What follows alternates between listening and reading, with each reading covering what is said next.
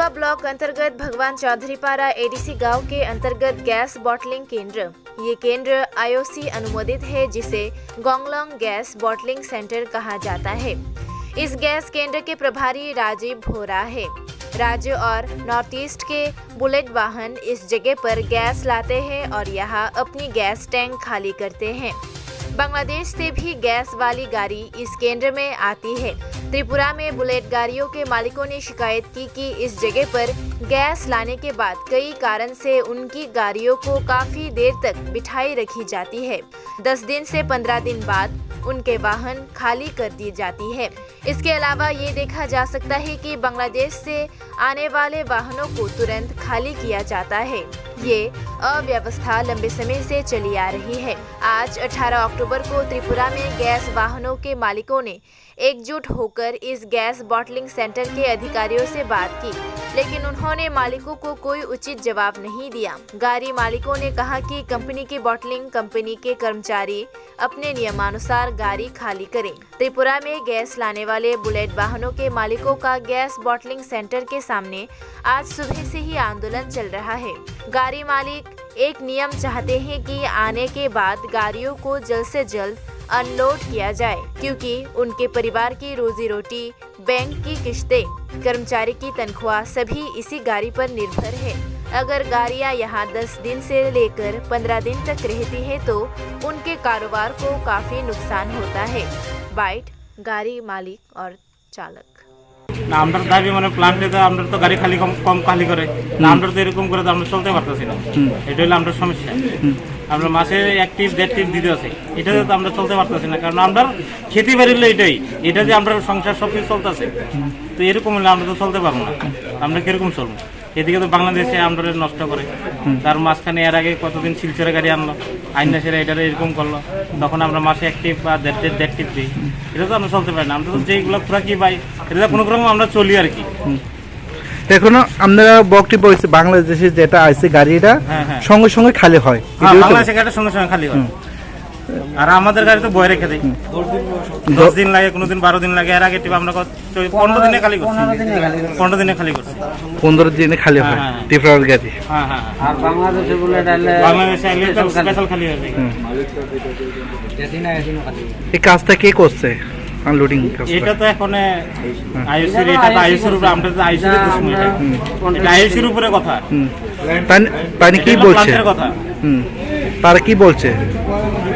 না, প্ল্যান্টের তো কিছু কয় না, আমাদের কিছু বলেও না। আমাদের কোনো আলোচনা চলছে ভিতরে? না না, কোনো আলোচনা নাই।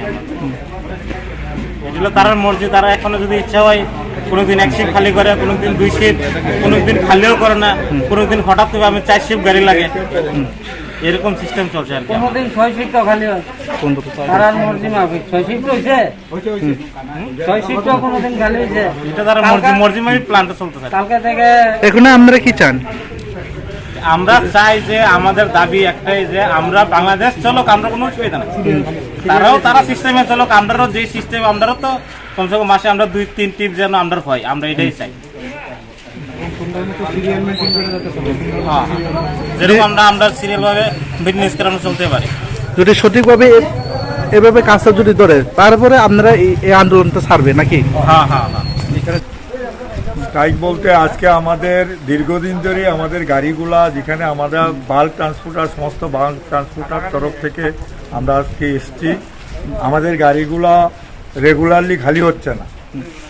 ওরা ওদের মর্জি মতন খালি করছে, আমাদের ড্রাইভাররা বসে থাকছে, ওরা ওদের তরফ থেকে কোনো ইনফর্মও করে না, যার দরুন আমরা প্রতিনিয়ত আমাদের গাড়িগুলা লসেই রান করছে। এখন আমাদেরকে একটা তারা রেগুলারলি খালি করার জন্যই আমরা দাবি নিয়ে এসেছি। আসার পরে যখন আমরা ভিতরে ওদের রিপ্রেজেন্টেটিভ, আইওসি যারা রিপ্রেজেন্টেটিভ আছে ওনার সঙ্গে কথা বললাম, অনেকক্ষণ আলোচনা করলাম। আলোচনার পরে উনি বললেন যে আমি আপনাদেরকে শিওর বলতে পারছি না ডেলি কতটা খালি করব, আমাদের এটা কোটা আছে, আমাদের অতটা গাড়ি মিনিমাম মাসে খালি করতে হবে, সেটা কিছুই করছে না। বলছে এবার আপনারা দেখুন, আমরা আপনাদেরকে কিছু বলতে পারছি না, এটা আমাদের যখন আমরা ভাববো, আমরা যখন চিন্তা করবো কতটা গাড়ি খালি করতে, সেটা আমাদের মর্জি মতনই হবে, আপনাদের কথাই হবে না। এবার দেখুন আপনারা কি করতে পারেন করুন। লাস্ট ফিনিশিং আমাদেরকে বলে দিল যে আপনারা দেখুন, আমরা তো আপনাকে বলতে পারবো না, কত টাকা যাবে। তারপরে গতকালকে সপ্তাহের প্রথম দিন আমাদের একটা গাড়িও খালি হয়নি। আমাদের ড্রাইভার ভাইরা শনিবার থেকে বসে আছে, রবিবার সোমবার খালি করবে।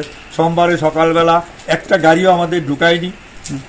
দ্যাট টাইম আমি এখানে আসলাম, প্ল্যান্টে আসলাম, এসে যখন জিজ্ঞেস করলাম বললো যে আজকে তো আমাদের ট্যাঙ্কি ফুল আছে, মাল অ্যাভেলেবেল আছে, আজকে গাড়ি খালি হওয়ার চান্স নেই। কিন্তু ওরা কোনো অ্যানাউন্সমেন্ট দেয়নি যে আমাদের গাড়িগুলো আজকে খালি হবে কি হবে না, ড্রাইভার ভাইদেরকেও কিছু বলেনি। তারপরে দেখা গেল ঠিক আছে, ট্যাঙ্কি ফুল থাকলে আর গাড়ি কোথায় খালি করবে।